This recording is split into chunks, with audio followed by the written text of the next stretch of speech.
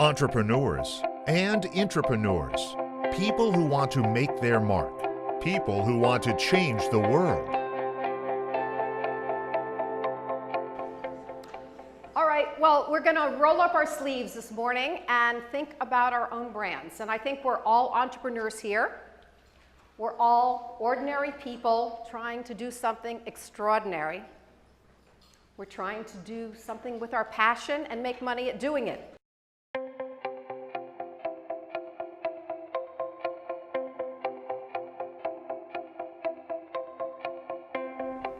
So one of the things, we talk in the branding business about, what's the big idea? When I worked at ad agencies, there was always, what's a big idea for the brand?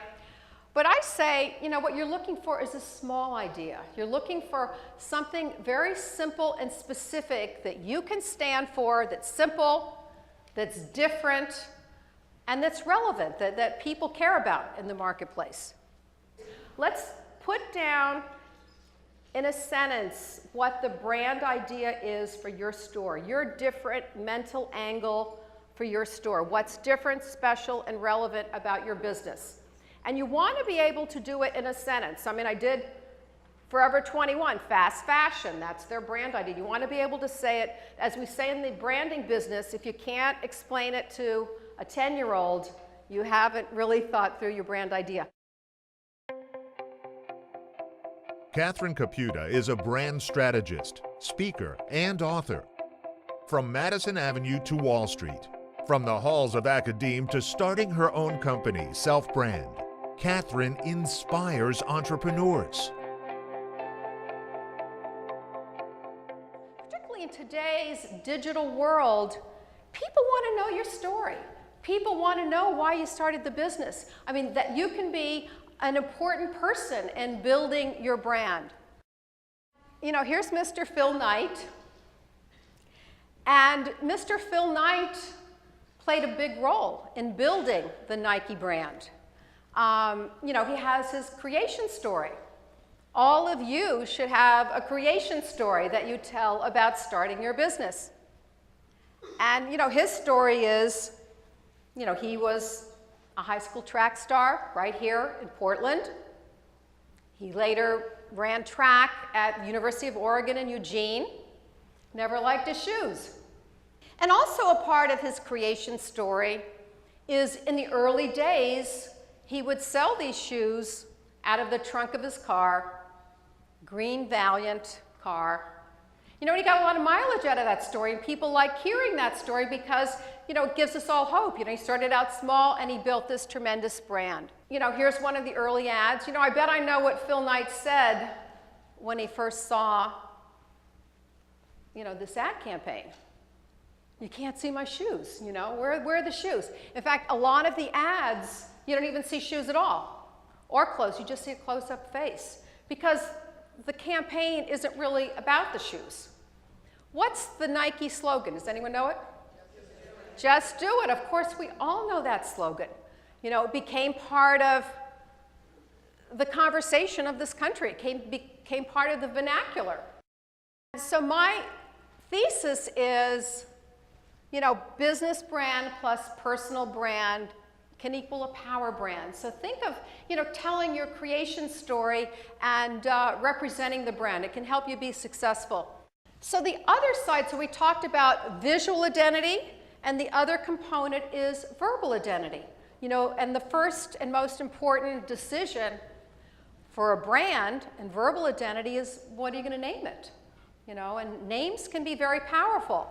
I think even Martha understands the power of names. What's Martha's original name?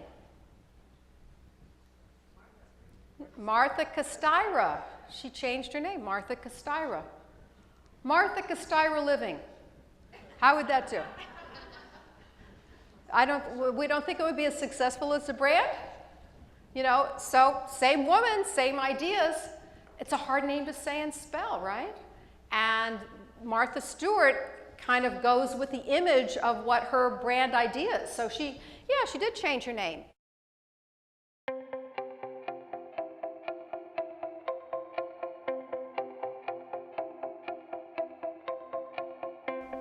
Sometimes sometimes you start in one category and then you work your way around it. This company, Zappos, was started in 1999 by a guy named Tony Hsieh and a partner.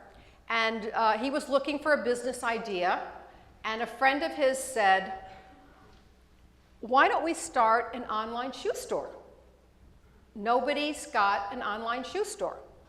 And this guy, Tony Hsieh, had a background in technology. And he said, that's an interesting idea, but gee, shoes are hard. They gotta fit, they gotta feel right. How can you sell them online? And they found out, there were no online shoes, but catalog sales were 5% of the market. They also had free shipping both ways. So order 10 pairs, different colors, different sizes, try them all on, return the ones you don't want. We'll pay for the shipping. So they got rid of that whole problem.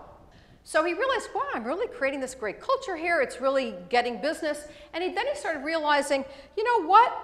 We're not really selling shoes. What we're really delivering is we're delivering happiness. Shoes are happiness in a box. Again, it's a big example of emotional branding, building this kind of connection.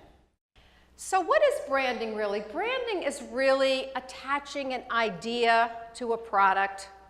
It's attaching an idea to your business. It's attaching an idea to yourself. Catherine is the author of You Are a Brand, winner of the Ben Franklin Award for Best Career Book.